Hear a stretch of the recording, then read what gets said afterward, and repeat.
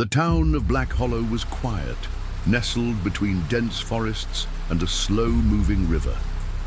It had stood for nearly 2 centuries, its cobblestone streets worn smooth by generations. The people were simple, hard-working, and used to the cycles of the land, the floods in the spring, the long winters, and the occasional bad harvest. But the autumn of 1876 would be remembered for something far worse. At first, nobody thought much of it. A few extra rats in the alleys, a bit more scratching in the walls of old houses. It was harvest season after all. The granaries were full, the air smelled of wheat and damp leaves, and the days grew shorter. Rats always came when the cold set in. But then, the dogs began to bark at night. Henry Calloway, the town's grocer, was the first to notice. He had lived in Black Hollow for 60 years, running the same shop his father had built before him. One evening, as he locked up, he heard a strange rustling behind the barrels of dried goods. "Damn pests," he muttered, grabbing a broom. He poked behind the barrels. Several black shapes darted into the shadows. Henry sighed, making a mental note to set traps. But when he turned to leave, something unsettled him. There were more than usual, a lot more. And they weren't scurrying away as they normally would. They watched him. Their tiny black eyes gleamed in the dim light of his lantern. He frowned. Rats didn't act like that. Shaking off the uneasy feeling, Henry went home. He would regret that later. The next morning, Maggie Henshaw, the schoolteacher, walked through the town square and noticed something oddly quiet about Black Hollow. The usual flocks of pigeons that gathered around the church steps were gone. The stray dogs that roamed near the butcher's shop were nowhere in sight. Instead, she saw dark, wriggling shapes in the gutter. Dead rats. Dozens of them. She wrinkled her nose. Had someone poisoned them? "Good morning, Miss Henshaw," called out Reverend Alden, walking toward the church. "Reverend," Maggie replied, still staring at the rats.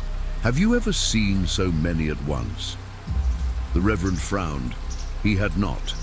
That same morning, little Tommy Whitmore went missing. His mother, Clara Whitmore, had sent him to the well to fetch water. But Tommy never came back. By noon, half the town was searching for him. They found his empty wooden bucket lying near the well, but no sign of the boy. Then, at sunset, the screaming started. William Turner, the town blacksmith, was the first to see them. He had been finishing his work for the day when he heard a terrible shriek from the direction of the Whitmore house. He grabbed his hammer and ran toward the sound, expecting to find a thief or a wild animal. What he saw instead made his blood run cold. Rats. Hundreds of them. Pouring out from under the floorboards of the Whitmore home, crawling through the cracks in the walls, wriggling between the stones of the foundation. Clara Whitmore stood on the front steps, her face twisted in horror as the rodents swarmed inside her house. "Tommy!" she screamed.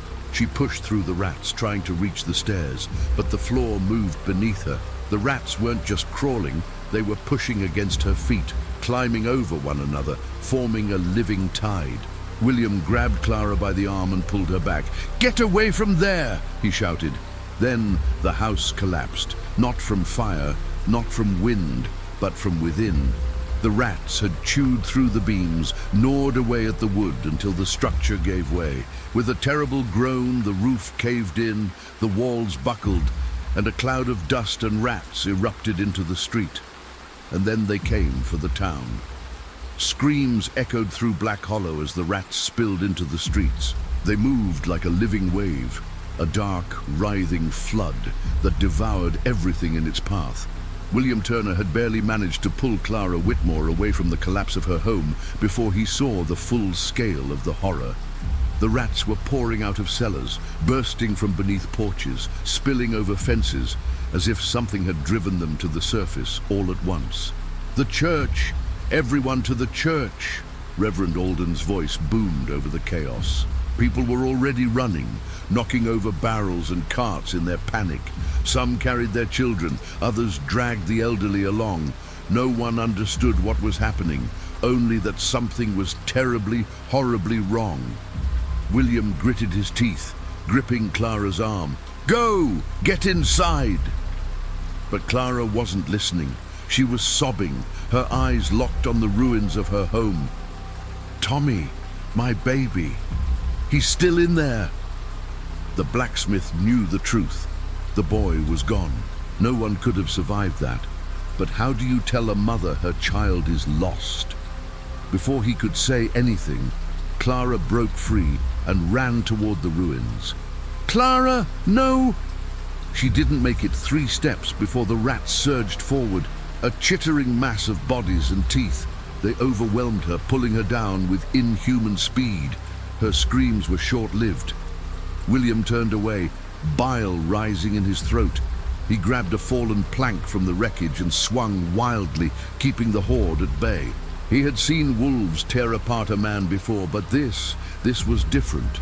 Wolves killed for hunger. The rats were killing for something else. The survivors barricaded themselves inside the church, shoving pews and barrels against the doors. It wasn't built for defense, but it was the strongest structure in town. Thick stone walls, high windows, only 2 entrances. If they could just hold out, maybe the rats would leave. Maggie Henshaw held a lantern high, scanning the terrified faces around her. Women clutched their children. Men gripped whatever weapons they could find, axes, hammers, even broken chair legs. Reverend Alden stood by the door, gripping his Bible with white-knuckled fingers. His lips moved in silent prayer. Outside, the sound was unbearable. A living tide of rats scratched at the stone, their bodies piling up against the doors, trying to force their way through. Their tiny claws scraped against the wood, their high-pitched squeals filling the air. Then came the worst part, the gnawing. "They're eating through," someone shouted. Maggie turned to see jagged holes forming in the wooden doors. Tiny pink noses poked through, followed by sharp yellow teeth. "Block it! Block it now!"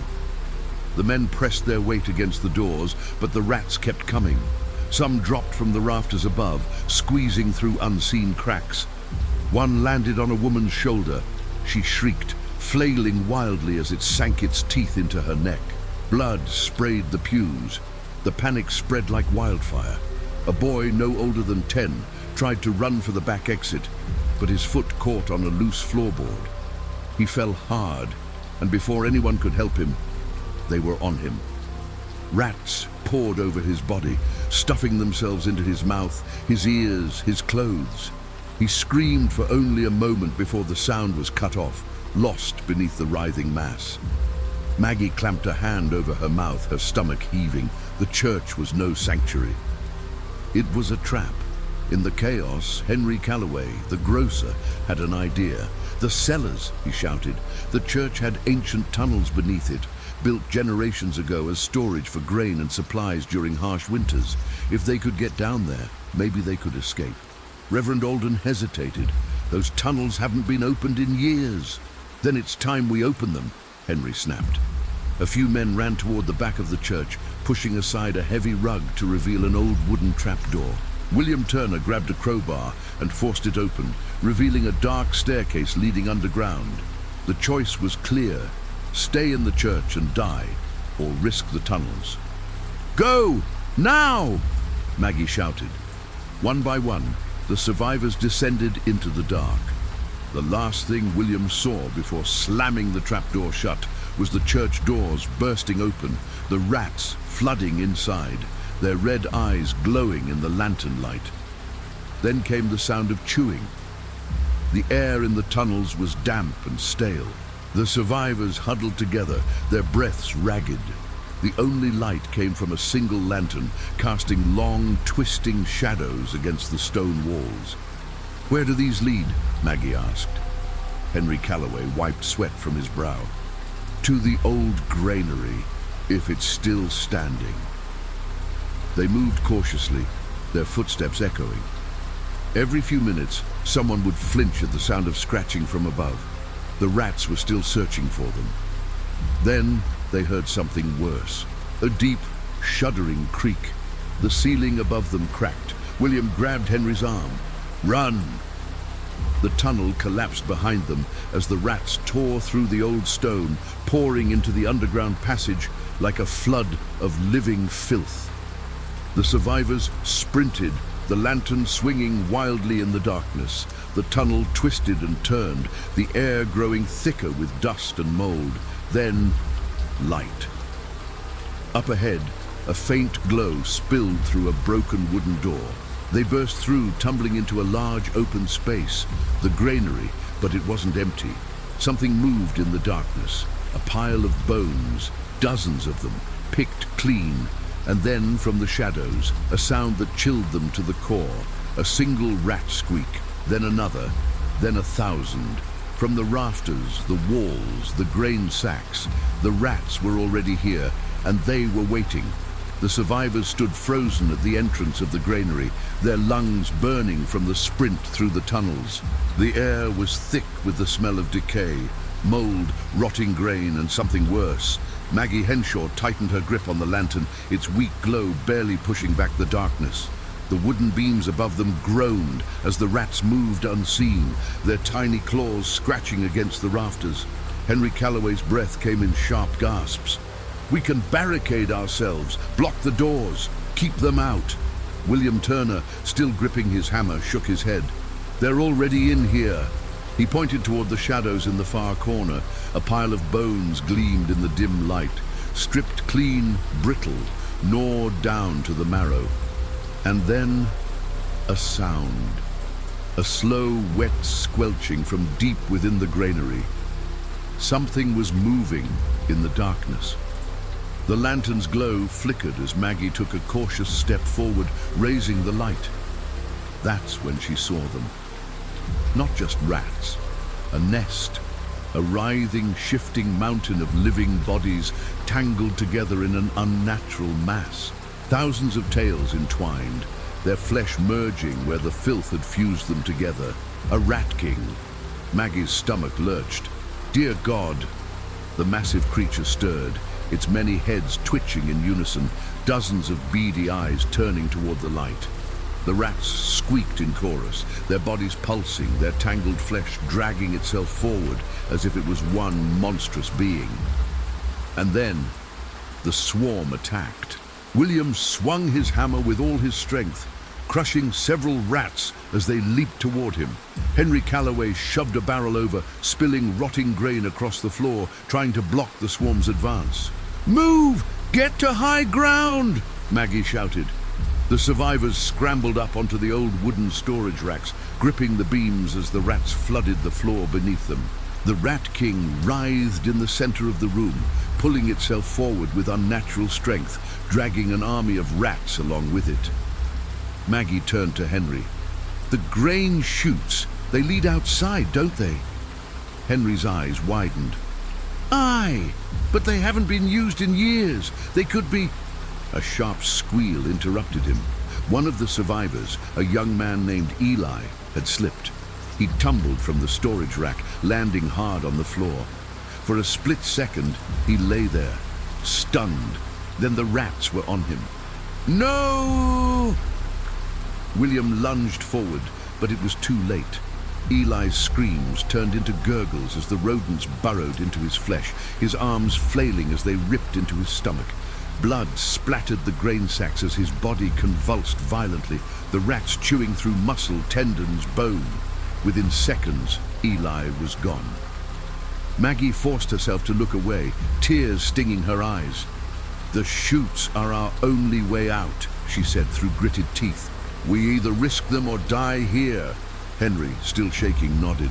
The group clambered toward the grain chutes, an old system of wooden tunnels used to transport grain from the upper levels of the granary down to carts outside. Maggie reached the first chute, kicked open the hatch and peered inside. Dark. Too dark. "It could be blocked," Henry warned. "Then we pray it isn't," William growled. "I'll go first." Without hesitation, the blacksmith threw himself in, his body vanishing into the darkness. A heartbeat later, his voice echoed up. "It's clear, but it's a hell of a drop." Maggie didn't hesitate. She climbed in. The chute was slick, the walls covered in years of grain dust and rot. She slid downward at breakneck speed, her arms scraping against the rough wood. Then, light. She tumbled out, landing hard in a pile of old sacks. William grabbed her arm, pulling her to her feet. Henry followed. Then the rest. But as the last survivor climbed in, the rats reached the chute. With a horrific screech, they poured in after them, their bodies tumbling over one another, a black tidal wave of teeth and fur. "Run!" They sprinted into the moonlit streets, their feet pounding against the cobblestone. Behind them, the rats spilled out of the chute like water from a broken dam, their swarm expanding, their hunger endless. "We have to burn it down," William shouted, gripping Maggie's arm. She turned to him, breathless. "What?" "The town, the granary, everything. If we don't, they'll just keep spreading." Henry, still gasping for air, nodded grimly. "He's right. We end this tonight." They ran toward the blacksmith's forge. Inside, William grabbed a bundle of oil-soaked rags and a torch. He turned to Maggie, his eyes dark with determination. "If we set the granary ablaze, the fire will spread. We won't have a home to come back to." Maggie wiped the sweat from her brow. "We don't have a home anymore?" They lit the torches. As the first flames caught, the fire spread fast, leaping from wooden beams to rooftops. The town, already infested, erupted into an inferno. The rats screamed. A deafening, nightmarish chorus filled the air as the fire devoured them, their bodies bursting, the streets choking with smoke and burning fur. Maggie, William, and Henry ran to the outskirts, watching as Black Hollow burned to the ground. The town was gone. But the rats, were they? The sun rose blood red over the smoldering ruins of Black Hollow. Maggie, William, Henry, and the other survivors stood on the outskirts, watching the town collapse into ashen silence. The air still stank of burned wood, scorched flesh, and something sickly sweet, the remains of thousands of charred rats. No one spoke, no one dared to. For a moment it seemed like it was over. Then the wind shifted. A single faint squeak echoed from the ruins, then another and another. From the blackened wreckage, small shadows scurried, their tiny bodies untouched by the fire. Some emerged from burrows, others climbed out of scorched rubble, their beady eyes gleaming in the morning light. Henry went pale. "No, no, that's not possible." William's grip on his hammer tightened. "We have to go, now." Maggie's breath hitched, her heart hammering in her chest. The fire hadn't stopped them, the rats had survived, and they were waiting. They left Black Hollow behind, marching south toward the next settlement, Eldermere, a 2-day journey on foot. The group had dwindled to just 12 survivors, men, women, and children who had made it out before the fire swallowed the town. Maggie walked at the front, exhaustion weighing her limbs. William walked beside her, his hammer slung over his shoulder, scanning the trees for movement. Henry trudged behind them, his face haunted, his hands clutching a rusted rifle. The others followed in silence, their faces drawn and pale. That night, they camped near a river bend, huddled around a weak fire, their stomachs empty. As the stars glittered overhead, Maggie caught Henry staring into the dark. "You should rest," she said softly. He didn't respond. His fingers twitched against the rifle stock. "Henry?" His voice was hoarse. "They'll follow us, Maggie. I know it." Maggie didn't answer, because deep down, she feared the same. Somewhere in the distance, the trees rustled. Something was watching them, and it had many, many eyes. The survivors took turns keeping watch, but sleep was impossible.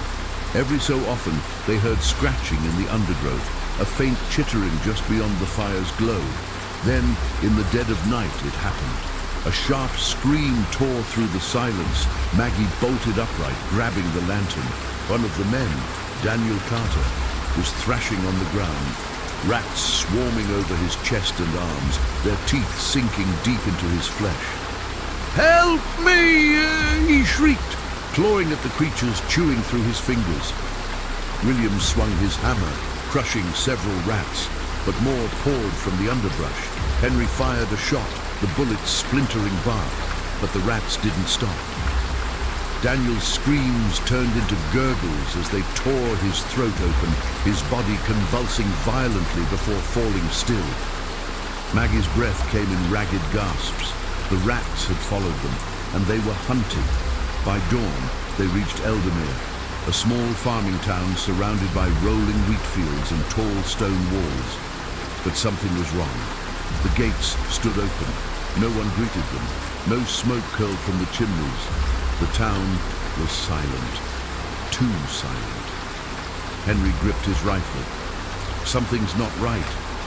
William took the lead, stepping cautiously through the empty streets. The buildings were intact, untouched by fire or battle, but there were no people. Then they found the first house. Inside, the walls were splattered with blood. Chairs were overturned, plates broken, and the floor was covered in bones. Gnawed, hollow, picked clean. A distant scratching echoed from inside the walls. William turned, his voice low and firm. "We're not alone." Then from the shadows, a whisper of movement. And then the rats came pouring out. The streets of Eldermere erupted as the rats spilled from every alleyway, every cellar, every attic.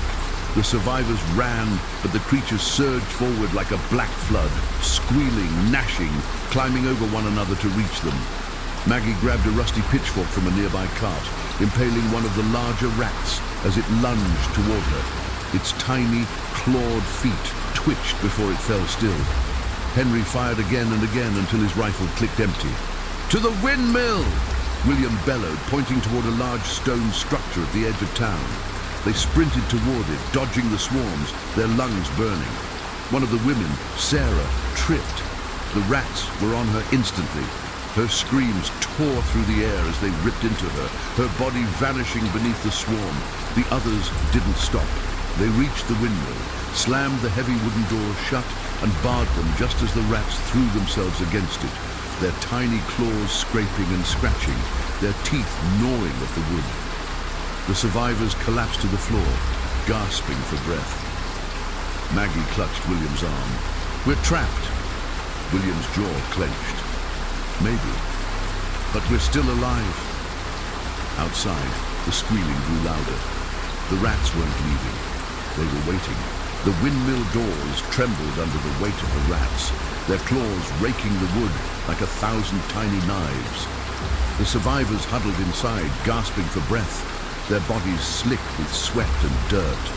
The scent of rotting grain and old wood filled the air. Maggie clutched her lantern, its dim glow barely piercing the darkness. Henry paced near the window, peering through the slats. His voice was tight with fear. "They're not leaving." William wiped the sweat from his brow. "They never do." The windmill creaked as a gust of wind rattled its old frame. Dust fell from the rafters. A low moaning sound echoed through the building, but it wasn't from the wind. Something moved above them. Maggie looked up. "We're not alone." At the top of the windmill, in a dust-covered loft, they found signs of life, or what had once been life. A small makeshift bed, a half-burned candle, and stacks of old yellowed papers littered the floor. But what caught Maggie's attention was a journal, its leather cover warped with age, the pages filled with frantic, uneven handwriting.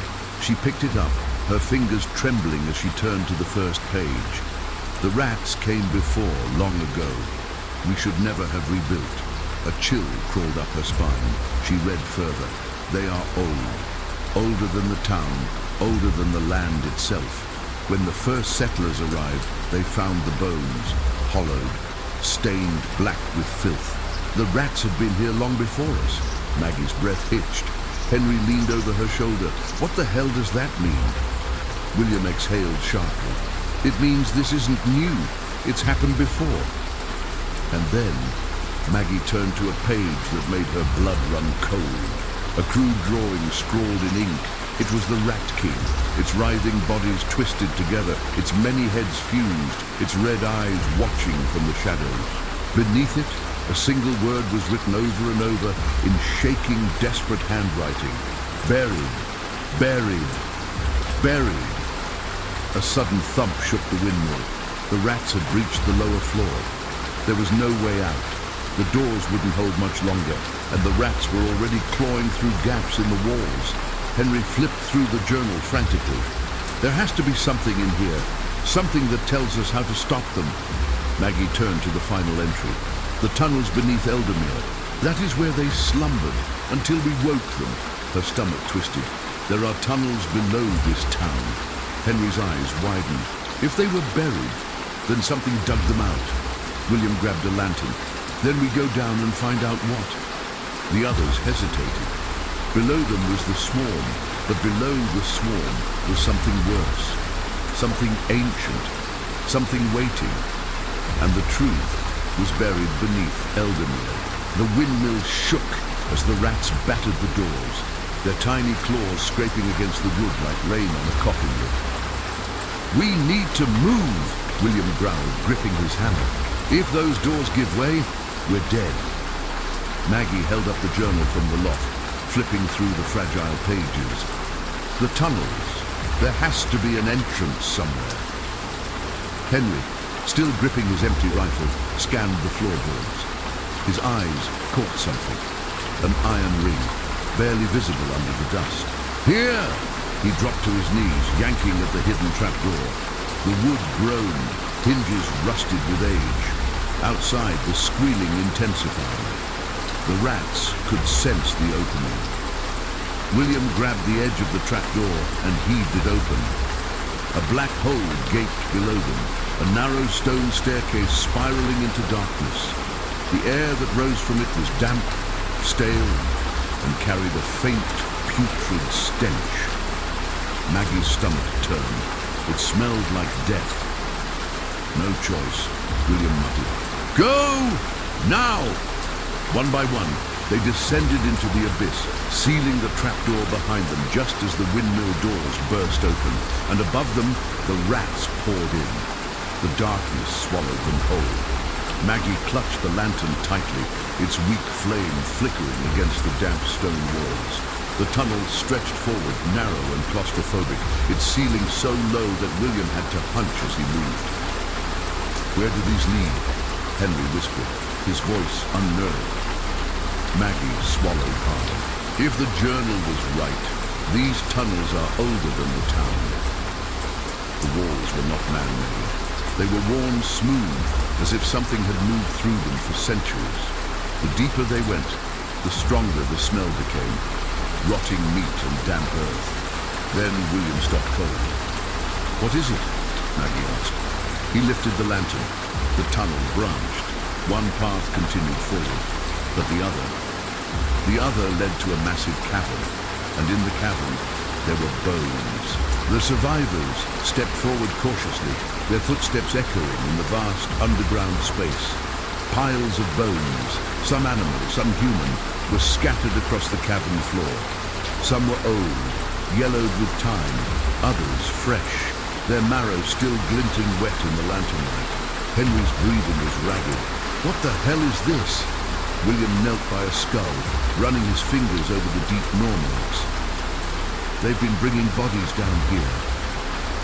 Maggie stared at the walls, her pulse quickening. There were holes in them, dozens, tunnels within tunnels.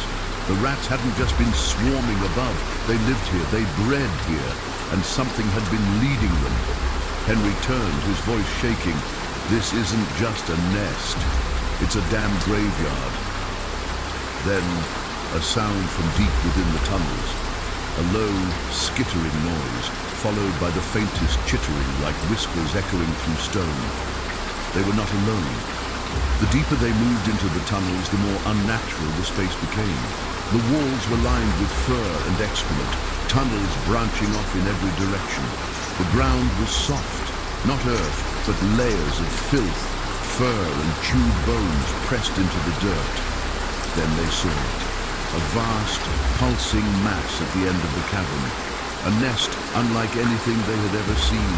Hundreds, no, thousands of rats huddled together, their bodies moving as one, shifting and twisting in a living, breathing way. It was a colony, a hive, and at its center, A massive rat, nearly the size of a dog, sat curled upon itself, its body scarred, its tail thick and knotted. Maggie froze. "That's their queen," Henry whispered. "That's what controls them." The rat queen lifted her head. Her black eyes gleamed in the lantern light.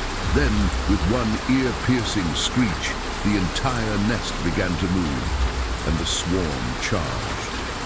"Run!" William bellowed, swinging his hammer. Maggie stumbled backward, gripping the lantern as hundreds of rats surged forward. Henry fired blindly, the echoing gunshots drowning out the horrific squeals. He took down several, but for each one that fell, 10 more replaced it. The rats were coordinated, moving like soldiers, herding them toward the narrowest tunnel. They weren't just attacking, they were trapping them. William swung his hammer, shattering skulls, but the swarm climbed over their own dead, relentless. "We can't fight them," Maggie screamed. "We have to collapse the tunnel." Henry looked around frantically. "How?" William spotted an old wooden support beam, barely holding the tunnel together. He turned to Maggie. "Get ready to run."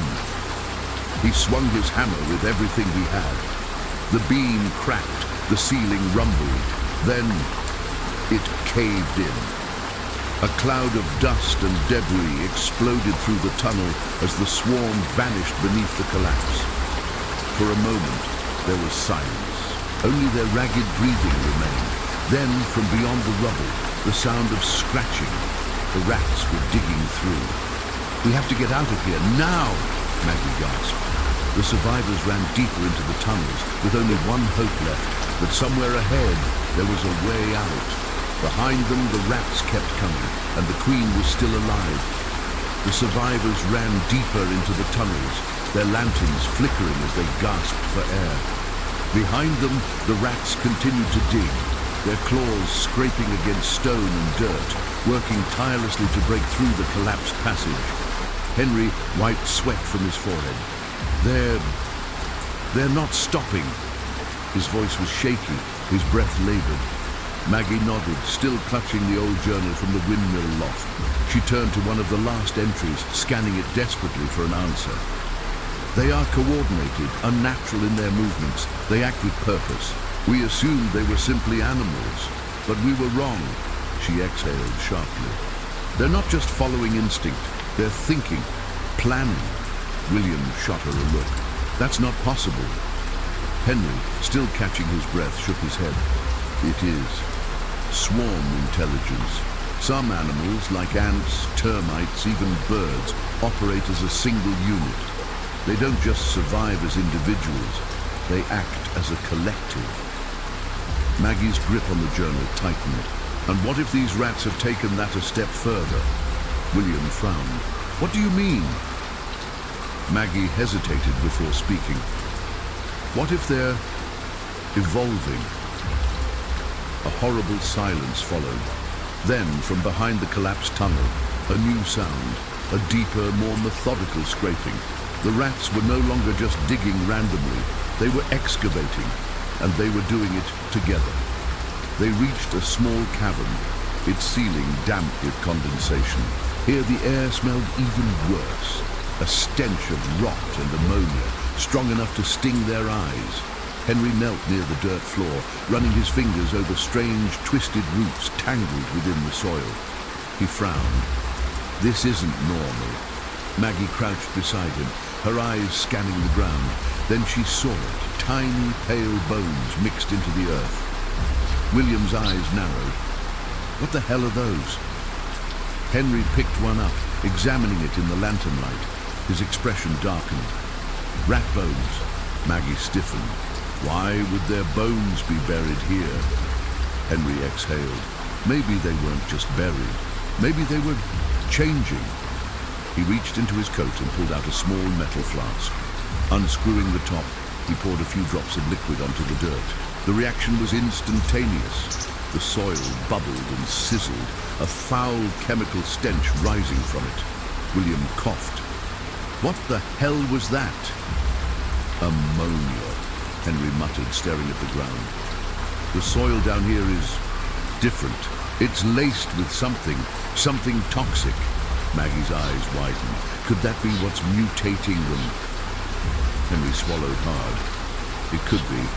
If a rat population was exposed to constant low levels of toxic compounds over generations, it might explain their size, their aggression, even their strange intelligence. William's jaw clenched. And what if it's still affecting them? Henry slowly looked up. It might be making them worse. Then, from the darkness, came a skittering sound. Not hundreds of rats, just one, a big one, and it was watching them. The lantern's glow flickered as the creature emerged from the tunnel ahead. It was larger than any rat they had ever seen, its body sleek and muscular, its fur matted with dirt. But the most horrifying detail was its eyes. They weren't the usual beady black of a normal rodent. They were yellow, bloodshot, and focused. William instinctively raised his hammer, stepping in front of Maggie. Henry's breath came in short, sharp gasps. "That's not a normal rat," Maggie barely whispered. "It's adapted." The alpha rat moved with unnatural precision, its clawed feet silent against the cavern floor. It wasn't attacking, it was studying them, testing them. Henry reached slowly for his knife. "Don't move too fast." The rat twitched, its nostrils flaring. It knew, it understood. Then it vanished. A blur of dark fur and claws. It darted back into the tunnels, disappearing as suddenly as it had come. The survivors stood frozen, their skin crawling. William exhaled, his fingers tight around his hammer. Why didn't it attack? Maggie swallowed. Because it doesn't have to. Henry's face paled. It was scouting us. Then, from all around them, the tunnels came alive. A chorus of skittering claws and clicking teeth filled the air. The alpha rat wasn't alone. It had an army. The tunnels were shifting. Rats weren't just pouring in from one direction. They were corralling them, forcing them down specific paths. "They're herding us," Henry shouted. Maggie's pulse pounded in her ears. "We have to find an exit, now!" William grabbed the lantern, leading them deeper into the winding maze of tunnels. The further they went, the more unnatural the formations became, twisted burrows lined with old bones, tunnels that seemed too perfect to be natural. "They've turned this into their territory," Maggie murmured. "This isn't just a nest, it's a fortress." The rats weren't just surviving, they were thriving, and they weren't going to let them leave. The tunnels stretched endlessly in all directions, the air thick with decay. The survivors moved cautiously, their lantern casting long, flickering shadows against the damp stone walls. Maggie fought to control her breathing. Every step felt like a mistake, every corner a potential trap. Henry ran his hand along the tunnel walls, feeling the smooth grooves carved into the stone. His voice was low, filled with unease. "These aren't natural." William tightened his grip on his hammer. "Meaning what?" Henry swallowed. "They weren't made by water erosion or cave formations. They were dug." Maggie's stomach twisted. "By what?" Henry turned to her, his face pale. "By them." A skittering sound echoed through the tunnel, distant but closing in. The rats were still hunting them. William exhaled sharply. "Then we need to keep moving." They pressed forward deeper into the rats' territory, unaware that they were walking straight into the heart of the infestation. After what felt like hours, the tunnel widened into a massive underground cavern, the walls lined with thick, tangled roots, and at the center of it all was a pile of bodies. Maggie clapped a hand over her mouth to stop herself from retching. The remains of livestock, wild animals, and humans lay scattered across the cavern floor, their flesh gnawed down to the bone. Some of the bodies were recent, their wounds still raw and glistening. Henry's face twisted in horror. "This is where they bring their food." William crouched beside one of the corpses, his brow furrowed. "This one, he wasn't killed by the rats." Maggie's breath caught. "What do you mean?" William pointed to the body's deep lacerations, wounds that looked like they had been made by something sharp, precise. Henry's expression darkened. If the rats didn't kill him, then what did? Then, from the far end of the cavern, something moved. A shuffling figure emerged from the shadows, its steps uneven and unnatural. Maggie's lantern flickered over the shape. It was a man, or at least it had been. His clothes were tattered, his skin pale and stretched tight over his bones. His eyes were sunken, darting wildly in the dim light. He twitched as he moved, his hands curled into clawed fingers. And then he spoke. "You shouldn't be here." The survivors stumbled backward, staring at the hollow-eyed man who stood in the center of the feeding cavern. Maggie clutched William's arm. "Who the hell is that?" Henry narrowed his eyes. "He's been living down here." He hesitated. "Or trapped." The man took a shaky breath, his gaze flicking between them, then to the tunnels behind him. His hands trembled. "They listen," he whispered. "They're always listening." William frowned. "Who are you?" The man's face twitched, his voice hoarse. "I was a doctor once, Elias Harlow." Maggie's eyes widened. "Dr. Harlow, but you disappeared years ago." The man let out a dry, brittle laugh. "No, I didn't disappear. I was left here." Henry stepped closer. "By who?" Harlow's lips pulled into a humorless smile. "By the rats." Maggie stared in disbelief. "The rats left you here?" Dr. Harlow gave a slow nod. His voice was flat, resigned. "They didn't kill me. They could have, but they didn't." William frowned. "Why not?" Harlow exhaled shakily, rubbing a thin scar on his forearm. "Because they've been studying me, the same way I once studied them." Henry's face paled. "You experimented on them?" Harlow let out a dry, wheezing chuckle. "Not just me. The town's leaders, the scientists they brought in, they all played a part." Maggie felt a cold dread settle in her chest. Played a part in what? Harlow's hands shook. In what created them? Dr. Harlow sank onto a broken wooden crate, his hollow gaze flickering toward the far wall, where the tunnels stretched into darkness. Eldermere was built on top of an old settlement, long before Black Hollow, long before any of us were here. Maggie's breath caught. How old? Harlow shook his head. "We don't know, but when they first dug these tunnels, they found remains, bones stripped clean, buried deep in the earth. The first settlers thought nothing of it, but then the rats came." William's grip on his hammer tightened.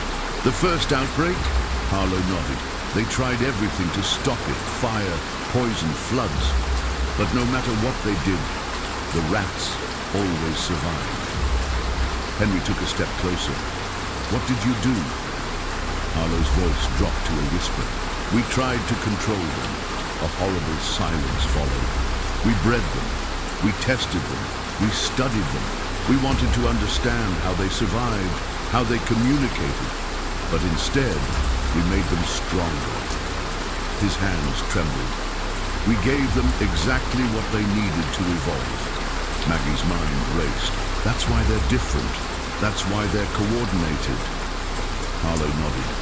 "They learned. They adapted. And when they no longer needed to hide, they turned on us."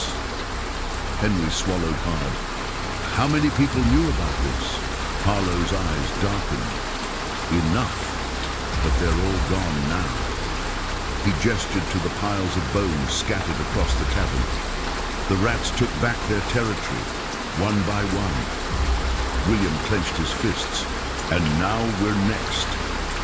A distant rumble echoed through the tunnels, the sound of digging.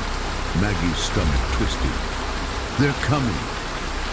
Harlow stood. "Then we don't have much time." Henry frowned. "For what?" Harlow turned toward the far end of the cavern, where another tunnel led even deeper underground. "To finish what we started." The sound of digging grew louder. The rats were coming. Maggie, William, and Henry followed Dr. Harlow deeper into the tunnels, their lanterns casting twisting shadows along the walls. The air grew thicker, the smell of ammonia and decay nearly unbearable. Harlow moved with uncanny certainty, his fingers brushing against the tunnel walls, as if he knew them by heart. "We don't have much time," he muttered. "If they breach the feeding chamber, they'll spread again.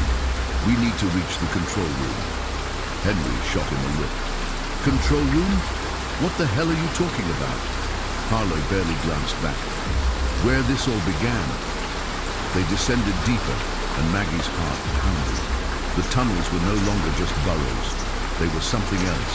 Ahead, the tunnel walls changed, from rough stone and dirt to smooth concrete and rusted metal beams. Maggie's stomach twisted.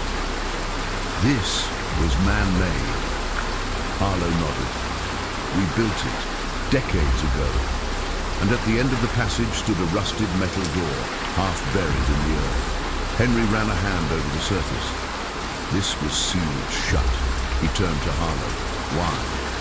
The doctor exhaled. "Because we knew what was inside." The rusted door groaned as William and Henry pried it open.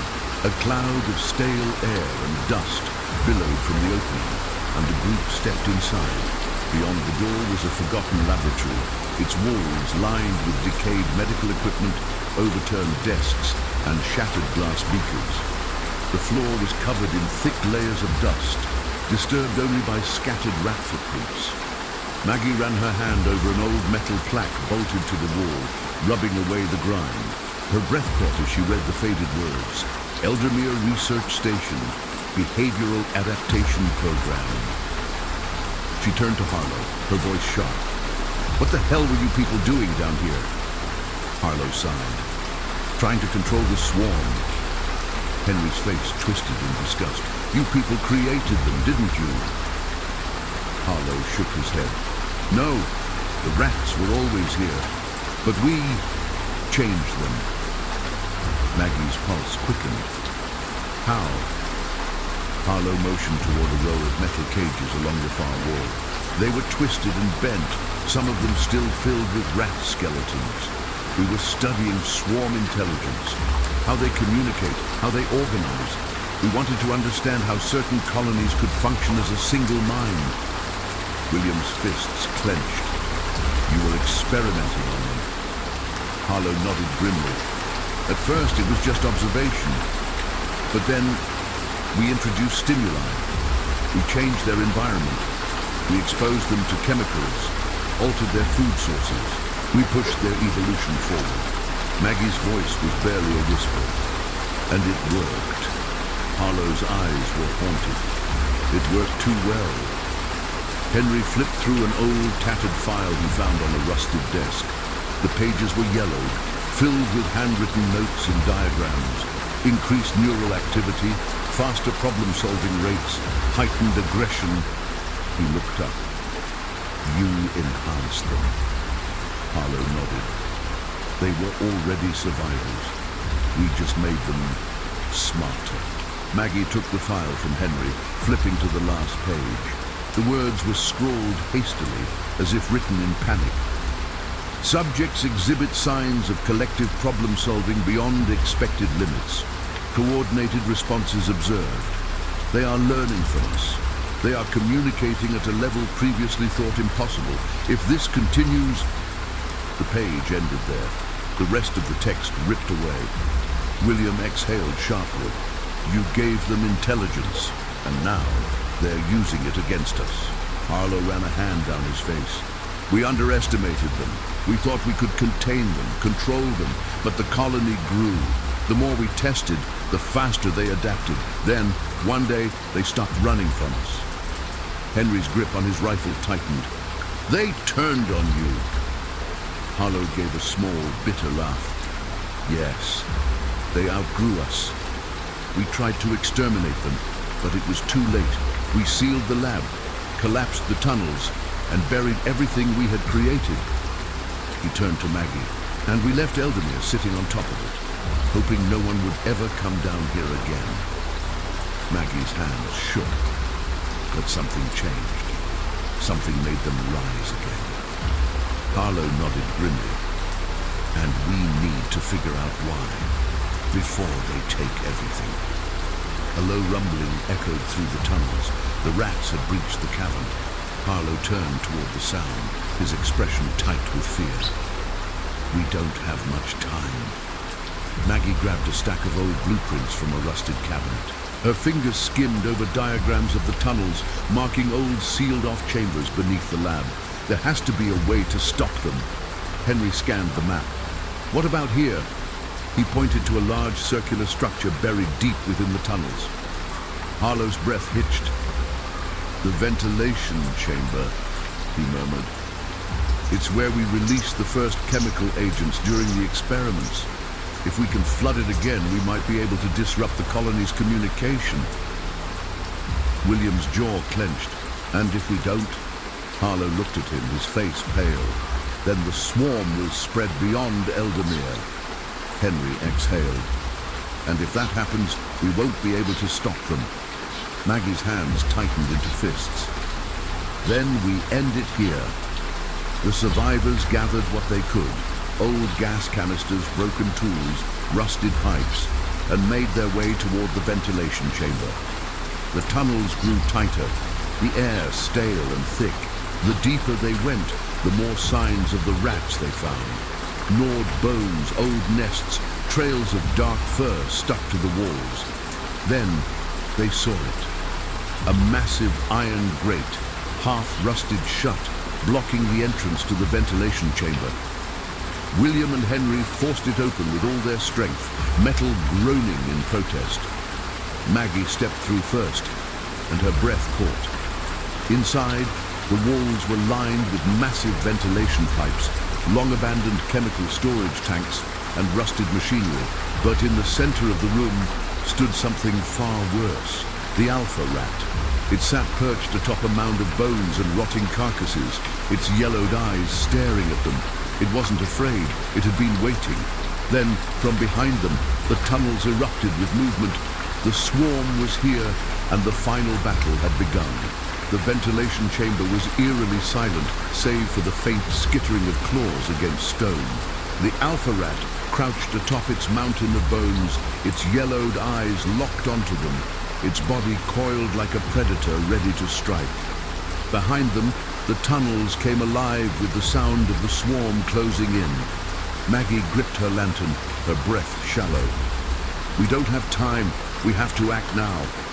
Harlow's gaze darted around the room. Rusted pipes, chemical tanks, corroded machinery. He pointed toward the largest storage cylinder in the back of the chamber.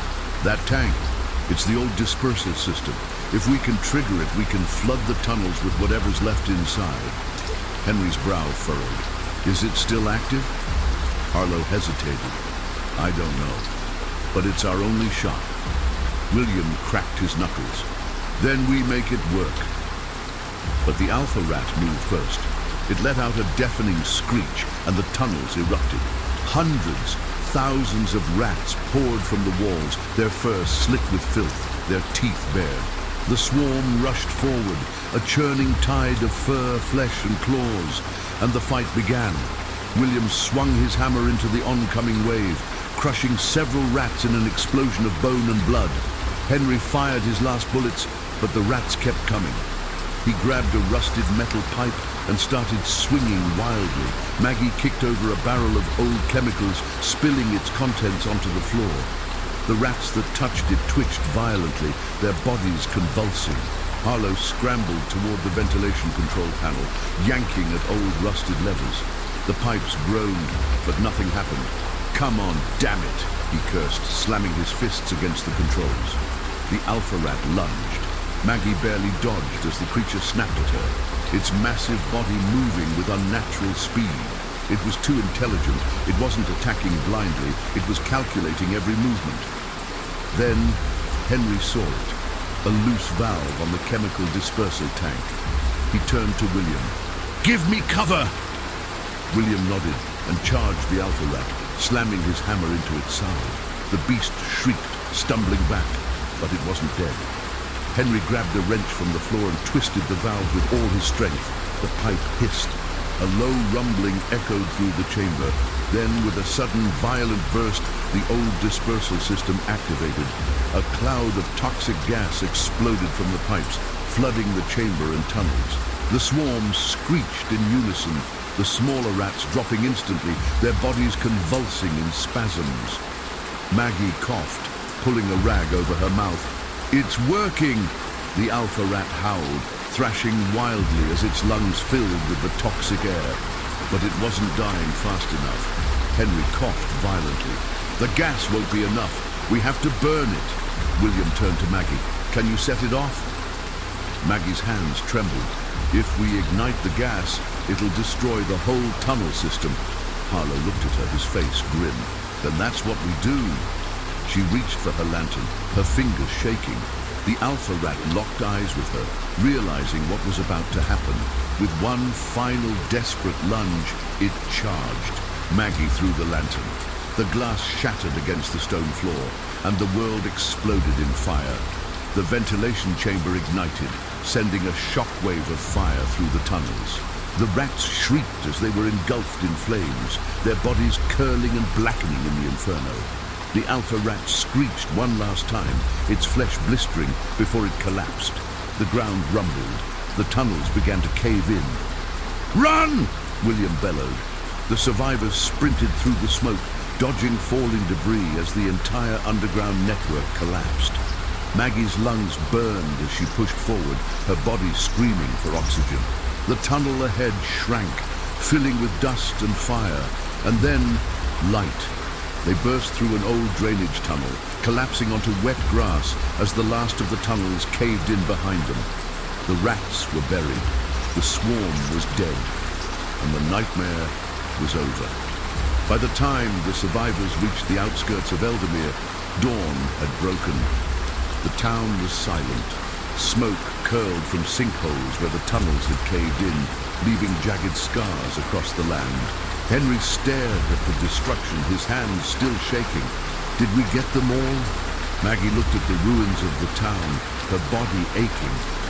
She didn't answer, because deep down she knew the truth. They had stopped the swarm, but not the rats. They were survivors, they always had been, and somewhere beneath the earth, they were waiting.